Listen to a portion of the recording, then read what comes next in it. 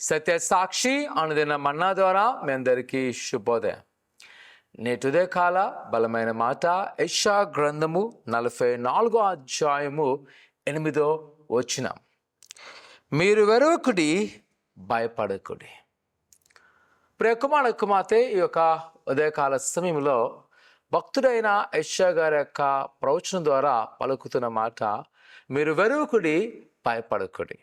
నువ్వు వేదన చెందవలసిన అవసరం లేదు, దిగులు చెందవలసిన లేదు. ఒకవేళ మనము యెషయా గ్రంథము 40వ అధ్యాయం నుంచి 55 అధ్యాయాల యొక్క సందర్భాన్ని చూసినట్లయితే, బబులోను చెరలో ఉన్న యూదులు వారి నిరీక్షణ కోల్పోయి మరలా మేము ఎప్పుడు వాగ్దాన దేశంలోకి వెళ్తాం, యెరూషలేములో ఎప్పుడు ఆరాధిస్తాము, మా దేవుని యొక్క నామాన్ని మేము స్వేచ్ఛగా ఎప్పుడు గణపరుస్తాము అనేక ఆందోళనలో ఉన్నప్పుడు దేవుడు అంటున్నాడు, మీరు వెరవలసిన లేదు, భయపడవలసిన లేదు, ఆందోళన చెందవలసిన లేదు, చింతింపవలసిన లేదు. ఎందుకంటే నడిపించువాను నేను, మీకు ముందుగా నేను వెళ్ళబోతున్నాను. నిజమైన ప్రసంగమా, ఆనాటి యూదా ప్రజలే కాదు కానీ ఈరోజు దేవుడు నీకు కూడా సెలవిస్తున్నాడు.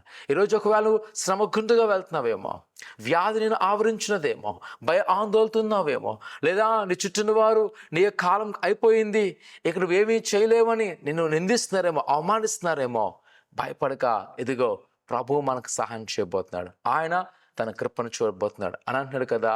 భయపడవలసిన అవసరం లేదు. ఈరోజు నీ భయాన్ని తీసివేసే, ఆందోళన తీసివేసే, ప్రభువుని నమ్ముకుంచు, ఆయన గొప్ప సహాయం చేయను గాక. ప్రార్థన చేసుకుందాం. పరిశుద్ధుడైన దేవానికి ఉన్నాడు తండ్రి. నిజమే, ఆనాటి యూదా ప్రజలనైనా వారు సిగ్గుపడినప్పుడు అయినా మీరు వాగ్దానం చేసి వారు బలపరిచేందుబట్టున్నారు. ఈ ఉదయకాల సమయంలో నీ బిడ్డలు ఎవరైతే నీ సన్నిధిలో మొరపెడుతుండగా నీ నూతన కార్యాలు చేయండి, నీ ఆశ్చర్యమైన కార్యముతో నింపండి. వారికున్న కొద్దులు, ఆటంకాలు సమస్తము తీసివేసి నీ హస్తాల్లో భద్రపరిచి బలపరచమని యేసునామమున అడుగుతున్నాం తండ్రి, ఆమేన్. భయపడాల్సిన అవసరం లేదు. దేవుని వాగ్దానం మనతో ఉంది. అన్ని పట్ల వాగ్దానం నెరవేర్చును గాక. ఆమేన్.